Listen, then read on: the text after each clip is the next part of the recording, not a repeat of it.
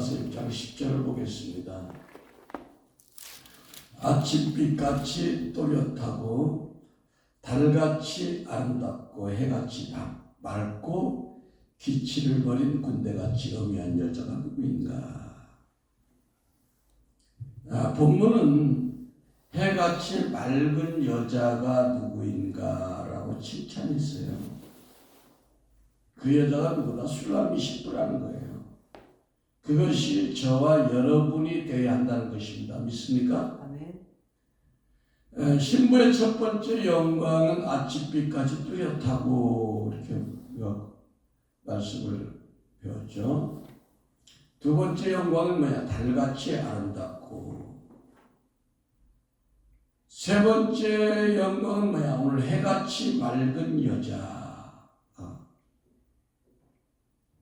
그래서 이번 시간에는 신부에게 나타난 주님의 영광을 칭찬하는 해같이 맑은 여자가 누구인가에 대해서 우리가 말씀을 증가하길 원합니다.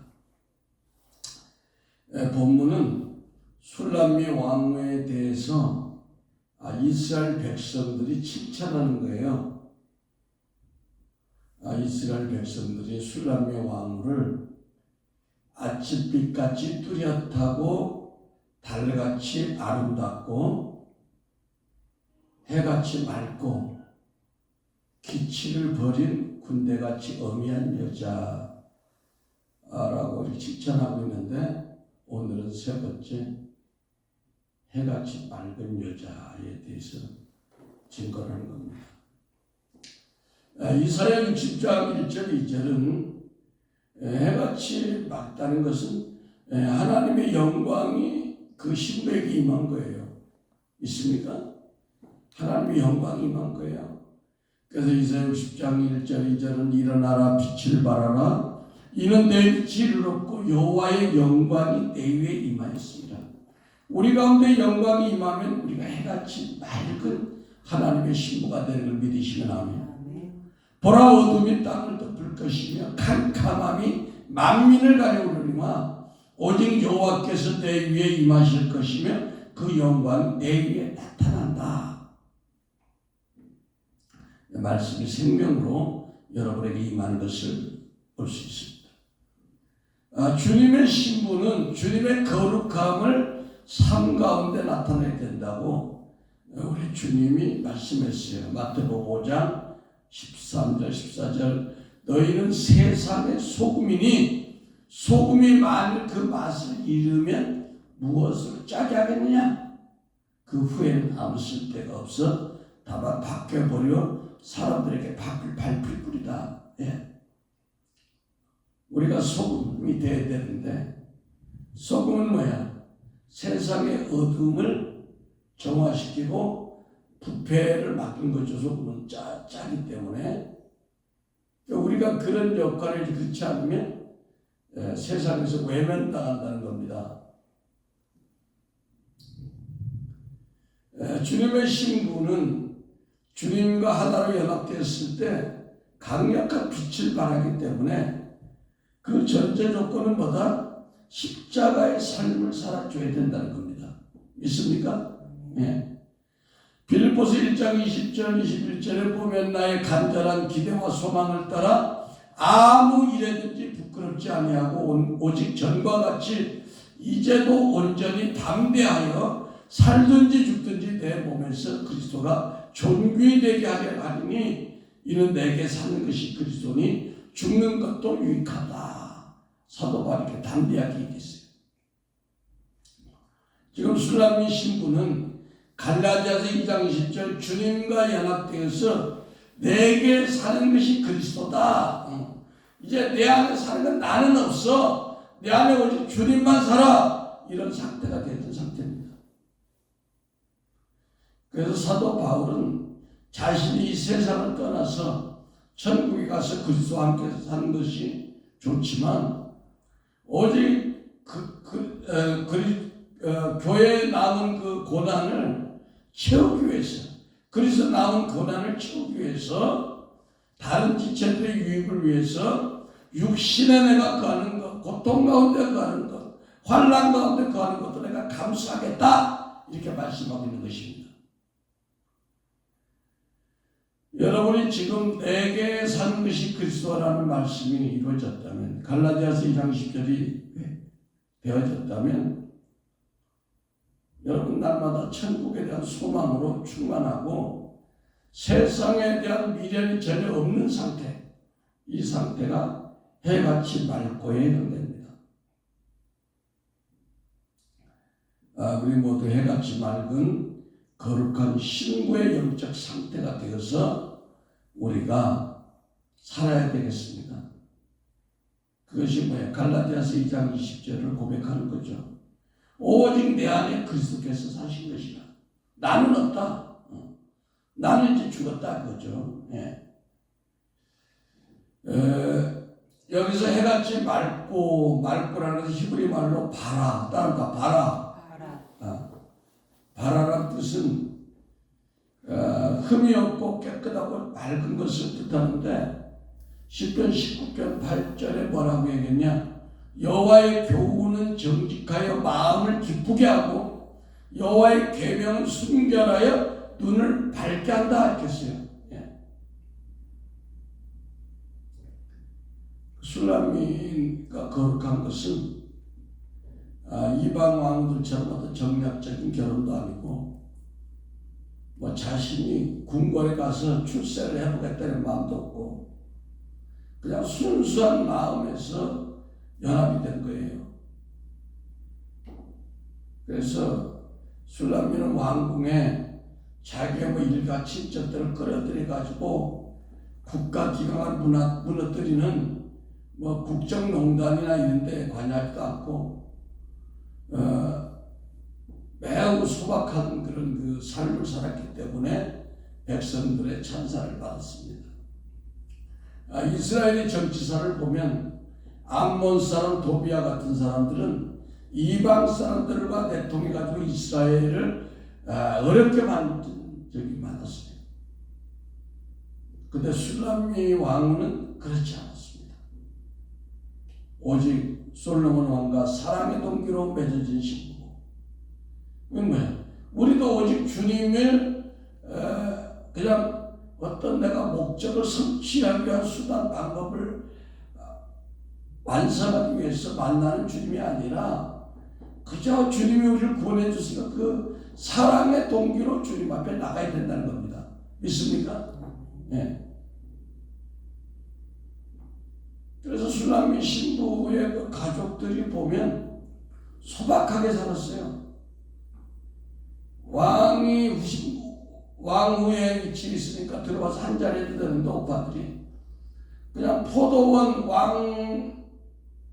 왕궁에서 그 소유하고 있는 포도원을 맡아가지고 그냥 포도 농사를 짓는 평범한 시골 농사꾼이기 때문에, 왕으로서 어떤 뭐 사람들부터 비난받을 게 하나도 없었다는 겁니다. 그뿐 아니라 신부의 마음이 해같이 맑다는 것은 어둠이 없다는 것으로, 솔로몬 왕이 아내인 술람미에 대해서 아주 만족한 상태. 그건 뭐냐? 신부가 남편에게 만족을 주려고 할 때 신부에게 희생이 아니라 자기 자신도 만족과 행복과 기쁨을 누릴 수 있다는 거예요. 이건 뭐냐? 우리가 주님의 일에 대해서 내가 헌신했을 때 내가 손해보는 게 아니라 나에게 더 큰 만족과 기쁨과 행복이 온다는 겁니다.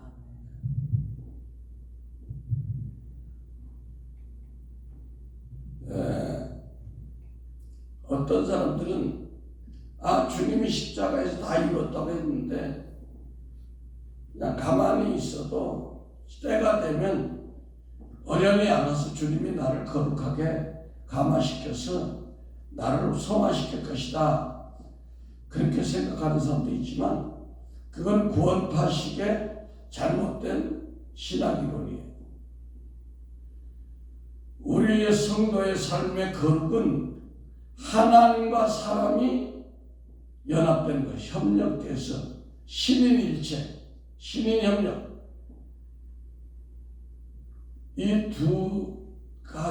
이 관점에서만 거룩함에 이를 수 있다라고 보는 것이 조직 신학에서 검증된 교훈입니다.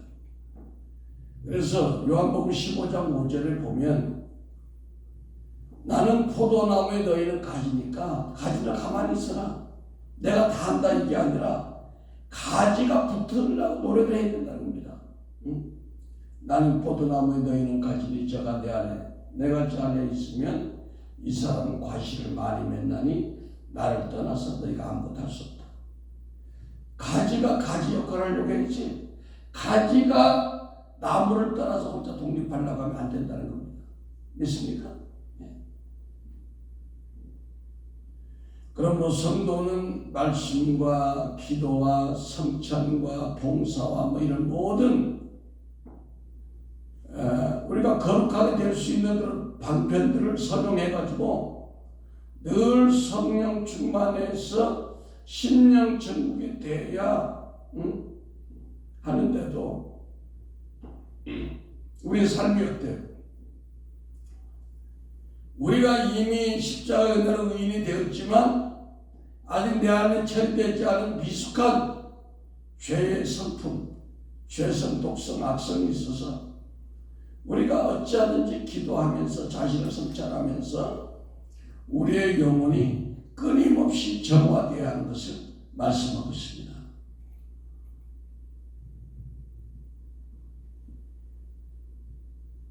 그래서 우리의 이러한 경건의 유익은 성도로 하여금 세상에서 빛과 소금이 되게 한다. 경건의 연습은 이성과 내성의 약속이 있다고 했잖아요. 그래서 베드로 전서 2장 21절에 영혼을 거슬려 싸우는 육체의 정욕을 제어해라. 그러니까 육체의 정욕을 놔둬 그냥 싸워 그대로 살아 이게 아니라 우리가 제어하라는 거예요. 내가 혈기가 나면 혈기 제어하라는 거예요.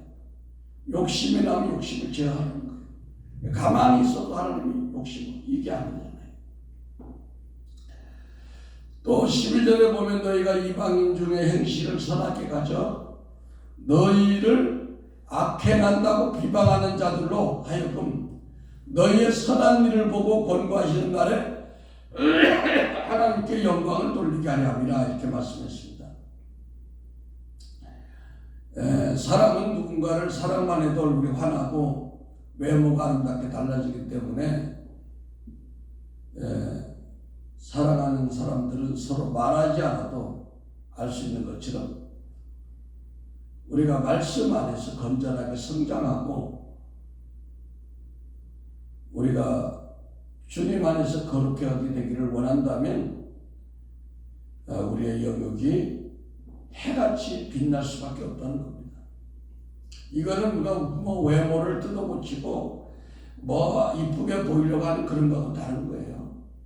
왜냐하면 우리 믿음의 선지들도 보면 요셉도 그렇고 다윗도 그렇고 사무엘상 10장 42절 보면 블레셋 사람들이 둘러보다가 다윗을 보고 업신여기니 이는 그가 젊고 용모가 붓고 용모가 아름다움이라. 그러니까 골리앗과 싸우러 나온 다윗이 좀 얼굴에 험상 붓고 무섭게 생긴 게 아니라 전까지도 어린데 붉고 붓다는 것은 아름다운 거예요. 용모가 아름답다는 거예요. 왜? 해같이 맑은 신부로서의 자격이 있다는 겁니다. 믿습니까? 뭐 물론 다 젊어야 되느냐 건강해야 되느냐 그런 건 아니고 우리가 약간 뭐 늙었어도 가난해도 병이 있어도 연약해도 그에게서 품어져 나오는 영적 권위가 보이고 그것 때문에 해같이 밝게 보인다는 겁니다. 또 그뿐 아니라 이런 성도들은 세상의 습관을 끊어버리고 어쨌든 하나님 뜻대로 살려고 노력하고 자신을 깎고 다듬는 그 노력을 하기 때문에 그렇죠. 그래서 우리의 성화는 신인 협력, 하나님과 내가 하나 되려고 노력하는 거지, 육체의 어떤 소욕을 제어하라고 했잖아요. 베드로서 마찬가지로 때로 우리 인간이 이때 넘어질 수 있죠. 그러나 다시 우리가 믿음으로 일어설 수 있고, 오뚜기처럼 주님을 향해 달려갈 수 있는 것입니다. 술람민 신부의 아름다움은 교회를 상징하는데, 성도의 아름다움은 교회의 아름다움이에요. 그래서 에베소 5장 27절에 보면 자기 앞에 영광스러운 교회로 세우사 티나 주름 잡힌 것이나 이런 것들이 없이 거룩하고 흠없이 하게 하렵니다. 유형적인 교회, 무형적인 교회. 교회만큼 아름다운 것은 없어, 이 세상에서. 왜? 주님이 머리로 하고 있기 때문에. 그래서 세상에서 가장 영광스러운 존재가 뭐냐? 주님을 머리로 하는 주님의 교회. 왜? 주님이 세상에서 가장 아름답기 때문에 그 몸인 우리는 아름다울 수밖에 없다. 믿습니까? 네.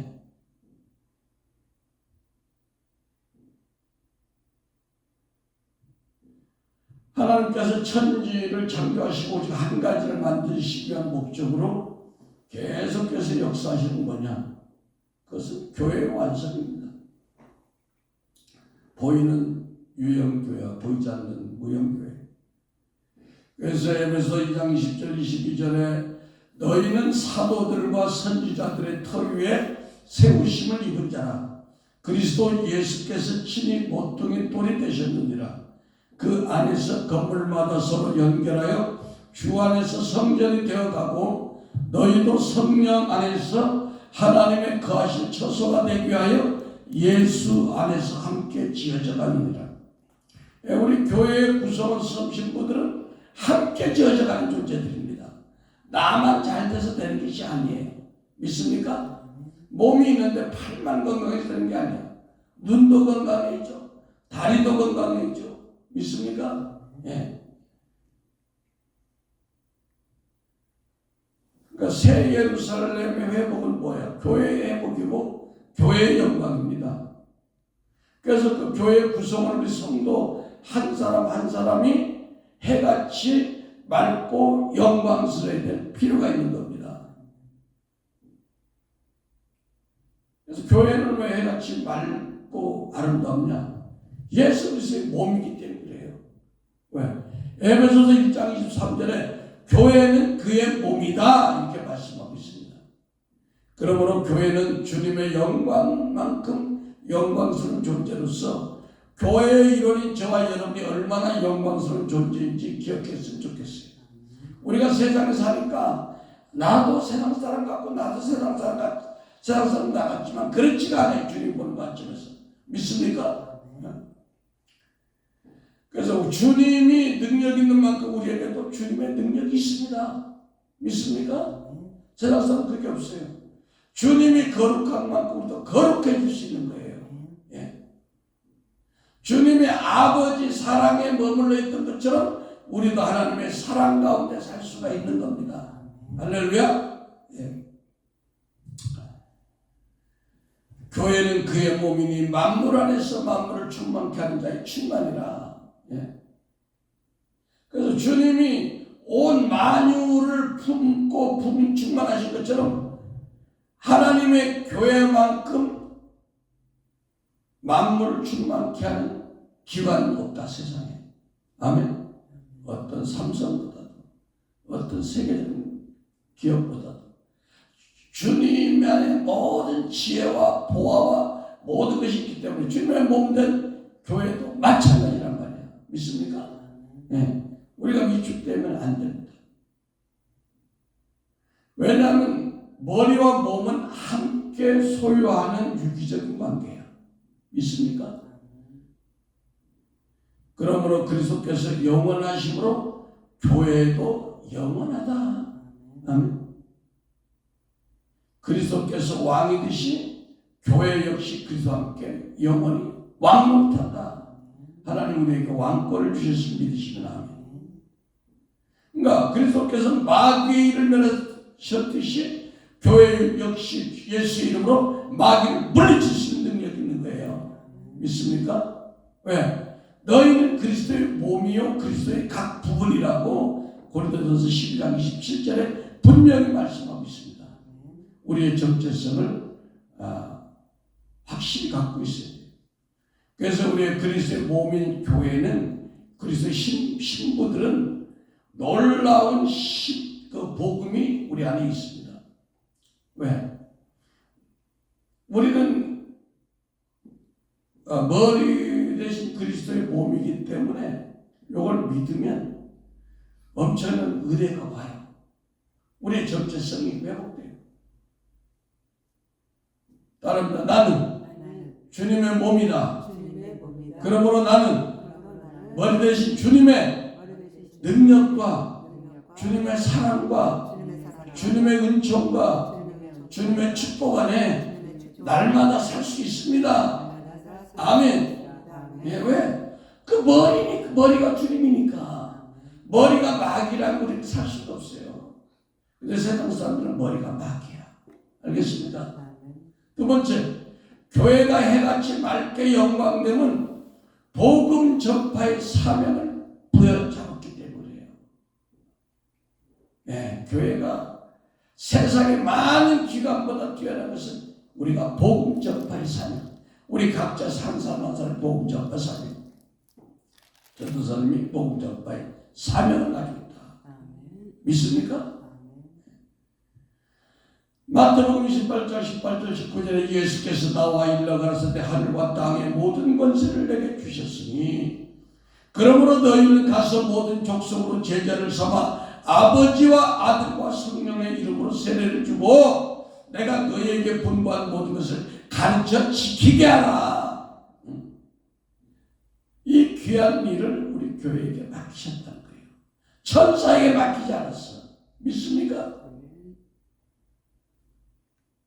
천사도 흠모할 영원 구원의 일을 하나님의 교회에 맡기셨습니다. 우리 각자에게 맡길 믿으시면 아멘. 네. 복음은 헬라 말로 유앙겔리온인데 이 말은 기쁜 소식, 복된 소식이에요. 왜? 죄로 인해서 영원히 지옥 갈 수밖에 없는 영혼들에게 영생의 길을 알려주는 것이 얼마나 기쁘고 복된 소식이냐 이겁니다. 왜 이걸 전하는 것이 잘못됐냐 이겁니다. 왜 이것에 대해서 우리가 위축받았냐는 얘기야. 사극에 보면 의금부 관리가 왕명을 따라서 사약을 가지고 그 보관 대적 앞에 가서 집에 가서 아무한테 나와서 음양을 받아라. 그 의금부 관리의 태도가 얼마나 무섭습니까? 죽을 사람의 목숨을 처단하는 직무도 이렇게 당당한데 우리는 살리는 복음을 전하는 하나님의 사자로서 더 당당해야 되지 않겠습니까? 근데 그 의금부 관리보다 더 위축이 돼가지고 복음 전하는 것을 눈치를 본다면 돼요 안 돼요? 안 되는 것입니다. 할렐루야. 아멘. 여러분 모세가 율법을 전했는데도 얼굴에 빛이 났다는 거예요. 근데 우리는 복음을 전하고 복음을 먹고 있는 사람들이 얼굴에 해같이 밝아야 된다는 겁니다. 예. 그래서 사도 바울은 말하기를 사도 바울은 복음을 부끄러워하지 않았대요. 내가 복음을 부끄러워하지 않으니 이 복음은 모든 믿는 자에게 구원을 주신 하나님의 능력이 됨이라 이렇게 말씀했다는 겁니다. 왜? 교회는 지극히 영광스러운 복음을 전하기에 해같이 맑고 영광된 하나님의 기업이다. 세 번째, 교회는 우리 주님이 가장 사랑하기 때문에 해같이 영광스럽다. 왜? 에베소 5장 25절 27절 보면 남편들 아내 사랑하길 그리스도께서 교회를 사랑하시고 위하여 자신을 주신 같이 하라. 예. 비유로 남편들이 아내를 사랑하는 것보다 더 크게 신랑 대신 주님이 우리 교회 신부를 위해서 자기 몸을 그냥 십자가에서 찢어버렸어요. 이렇게 주님이 우리를 사랑하신다는 겁니다.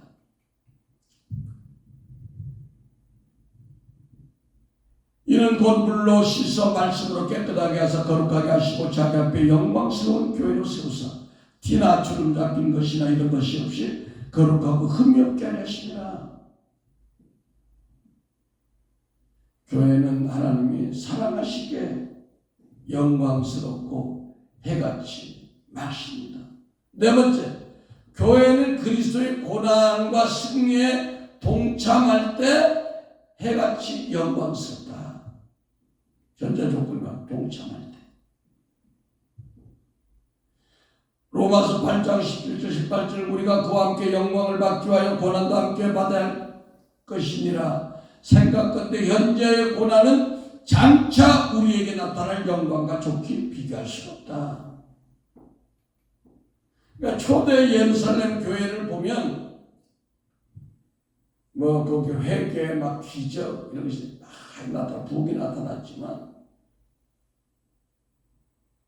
초대 교회가 해같이 밝은 영광 가운데 있었던 것은 스데반 집사님 이런 분들이 돌에 맞아 순교할 때 얼굴에 막 하나님의 영광이 나타났다는 거예요. 아멘. 그러니까 베드로전서 4장 14절에 베드로는 너희가 그리스도의 이름으로 욕을 먹으면 복이 있는 자다. 영광의 영권 하나님의 영이 너희 안에 계시다. 이렇게 얘기했어요. 우리가 하나님의 일을 감당하다 보면 사단은 우리가 하여금 오해하게 하고 해가지고 곤란할 때가 참 많습니다. 이해가 안 되고.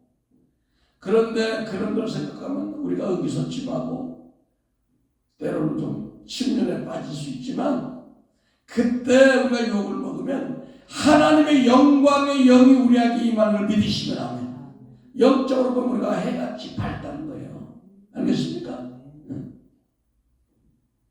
그래서 우리의 신앙 때문에 고난을 받는다면 그것이 부끄러운 일이 아니라는 거예요. 하늘에 상급이 있는 빛나는 해같이 빛나는 행복한 일이라는 겁니다. 마태복음 5장 10절 11절에 의를 위하여 핍박을 받는 자는 복이 있나니 천국이 저희 것입니다. 나를 위하여 너희를 욕하고 핍박하고 거짓으로 너희를 거스려 모든 악한 말을 할 때 너희에게 복이 있나니 기뻐하고 즐거워하라. 하늘에서 너희 상이 크다. 상이 크다는 겁니다. 근데 사단이 이거를 우리를 생각 못하게 해서 자꾸 우리가 위축될 수가 있다. 사랑하는 성도 여러분, 하나님을 사랑하고 또 교회를 사랑하고 모든 영광을 하나님께 돌릴 때 주님의 신부인 교회는 주님을 머리로 한 주님의 몸이기 때문에 해같이 맑고 아름다울 수밖에 없는 것입니다. 우리 모두 해같이 맑은 주님의 신부로서 항상 감사하고 충성하면서 주님의 이름으로 승리하는 저와 여러분이 되시기를 간절히 축원합니다. 아멘.